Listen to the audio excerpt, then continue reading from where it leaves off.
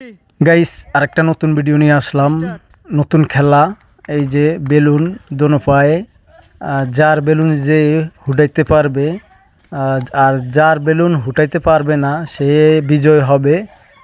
তাকে 100 টাকা পুরস্কার দেওয়া হবে। দেখতেছেন খেলতেছে 7 জন।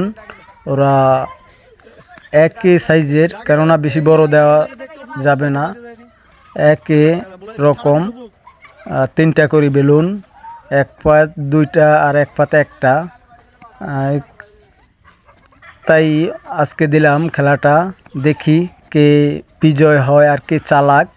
সব টেকনিক এই যে দেখতেছেন, অলরেডি একজন হুটে গেছে, একজন বাদ হয়ে গেছে, আর আছে আপনার 5 জন, 2 জন বাদ হয়ে গেছে। দেখি তামিম বাদ হয়ে গেছে, এখনও আছে আপনার 5 জন আছে। দেখি কি হয়। আমার ধারণা 2 জন থাকবে, কেননা একজনের এখনও 3টা আছে, আর একজনের 2টা আছে, আর একজনের একটা আছে। দেখি কি হয়। চেষ্টা করতেছে, কেননা সবাই তো চায় বিজয় হতে।